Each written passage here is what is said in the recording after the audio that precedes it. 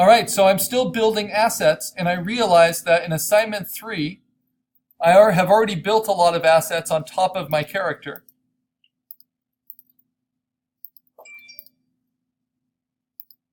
And I might be able to use these texture overlays, I don't know. You can always have more in your assets than you need. I have the lighting of my character. That might be helpful. And then I have the little overlap of the rock with my character, and of course the shadow underneath. And then there's my character. I have extra texture fills, which all give me things I can animate. And so what I'm going to do is actually take all of these layers. So hold down Shift, select all of them. They're all turned on. I don't need anything below this.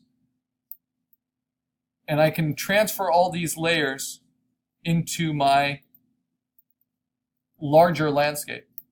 And they should match resolution because I cropped. So now with all these layers still selected, if I turn auto select layer off, I'll be able to move all of those together and put it in place, like so. Okay. So now, in order to organize all of these, I'm going to make a folder, and I'm going to call this the close-up, because that is going to be my camera move. I'm going to go from the large scene, probably with textures turned on, to the smaller scene. But here's the beauty of it. If I move the close-up, or if I move all of the rain cycles, these are just my assets, above the close-ups, right? Then I can affect each of those with the rain. Or actually, let me see. If I move the close-up above the rain, not into the rain. So this is all about layer organization and kind of thinking it through. If I have the close-up on top of the rain, but I get rid of the background elements, and I think I already have. Yeah, I didn't bring over any background elements. So, as the rain happens, it's going to affect the background in here as well. Let me take off these texture overlays, see if that helps. I'm trying to see where all of this is coming from. Oh, there we go. Yeah, so that's not too bad. That change in lighting.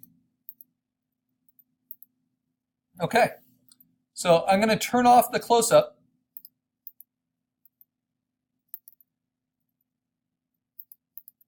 And I need to get kind of a better idea of my character, but I have the assets here.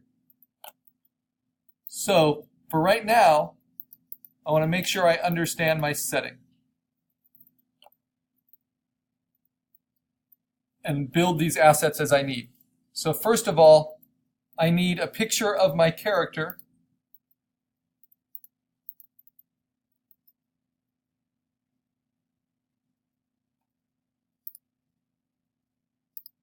In the setting. Where's the driftwood there?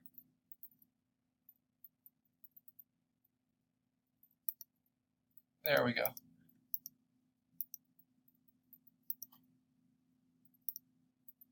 Yeah, so I need a picture of my character in the setting.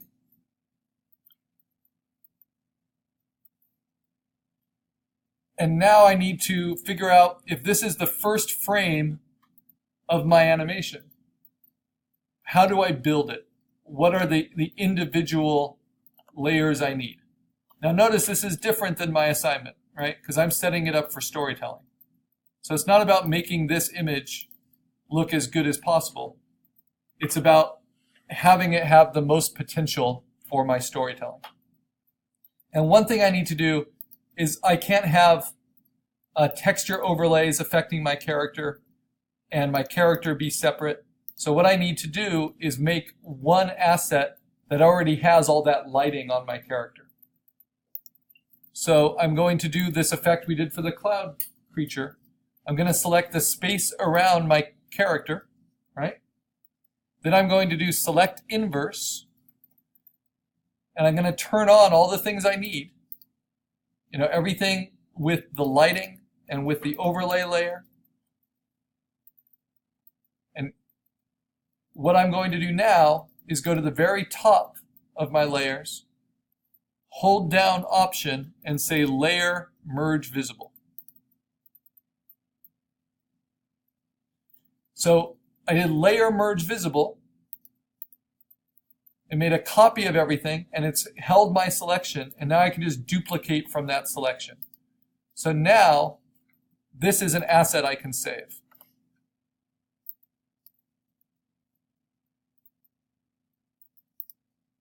So this guy turned on or off. He's lit correctly. He's in his own layer, right? I'm going to go ahead and mark this orange. This is my character. I'll call it my character asset, right? What other things are important? These texture overlays, I can move them on top of everything if I need to, but I don't want them to obscure my story. So I'm going to leave those behind my character. Right? I can delete layers that are not going to have useful elements for me. So I don't need these texture overlays. They're not helpful.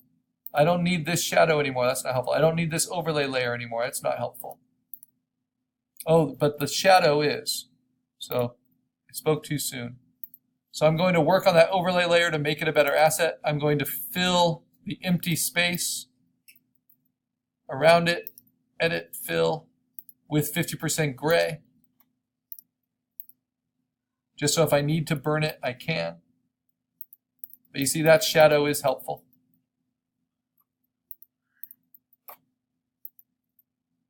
This little thing isn't helpful because it's in shadow nicely. These are not helpful, the extra textures. This little cloud behind can be helpful because I'll turn that in. I'm going to label that rain splash. And I'm going to put that up with the rain layers. So I can move it down, my rain splash, down with the, right underneath all the rain layers, or right on top of all the rain layers. And I might create a few more of those. So as the rain changes, the splashing changes too. So let me show you what that might look like, creating rain splash assets. This will be rain splash 1. Let's duplicate it, Command J. Then I'll move it, warp it, stretch it across,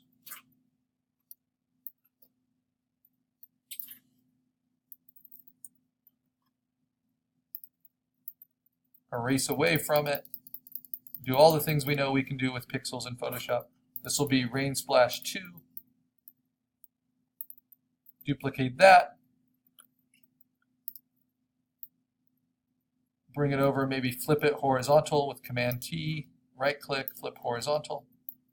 This will be rain splash 3. And you can see that's with all 3 of them layered up, but that gives me 3 assets which I can use in different combinations with rain.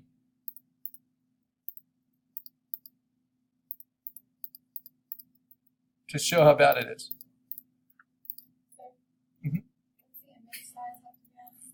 So I'm just building assets right now. I want them to be at least 1 megapixel large.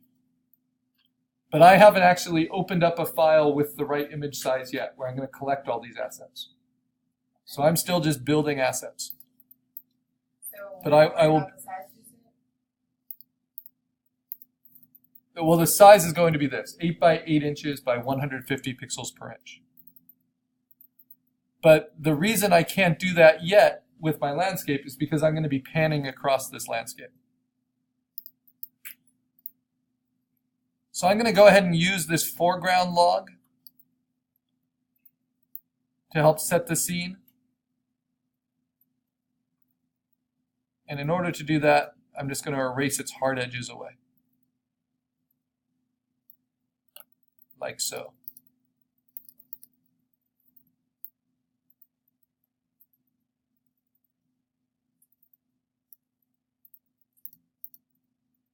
And I might take its opacity down slightly so the rain does affect it, but not as much. All right. So I've got a lot of different effects here. A lot of different assets I'm going to bring in. I just want to understand them. So I have rain splashes. I have driftwood. I have this, which I don't need. It's my original character. I have this, which I don't need. I do need the overlay layer. I no longer need this close-up folder. So I'm going to get rid of that. I've got texture overlays that I can play with that are separate from the rain splashes. That's important. And I've got my character. And because of my overlay layer, my character has a shadow underneath them. Okay, I've got rain 1, 2, and 3, which makes it really dark. And that shows that one of my rain splashes is too hard-edged. It's rain splash number 1. Let me take that hard edge down. And then another of my rain splashes, rain splash 2, is too hard-edged here. But you don't need to go for realism in yours. I'm just trying to show you all the things you can look for. Okay, good. I'm going to turn everything on and overlap it, because these will all be assets. I have the driftwood in the background. I have the house in the background. You know, I don't really need the house. I think it's distracting, so I'm going to get rid of that. Let me make sure that with everything else turned off, that doesn't look too bad.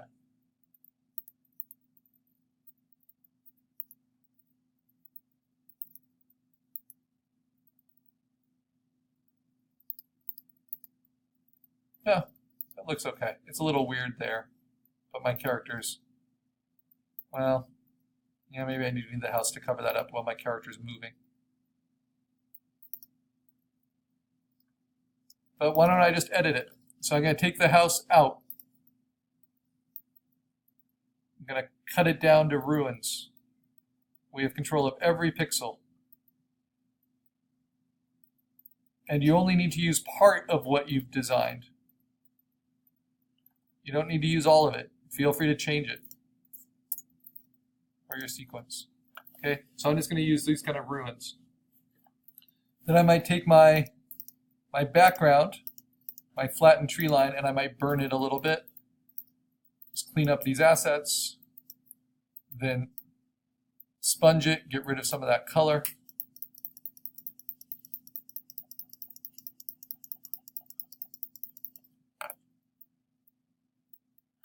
And how does that look with my character? Yeah, that will work, especially with the weather. Okay. So I have a lot of large assets here. So how do I label this? Look, it even looks stormy and I can have lightning, all kinds of fun things.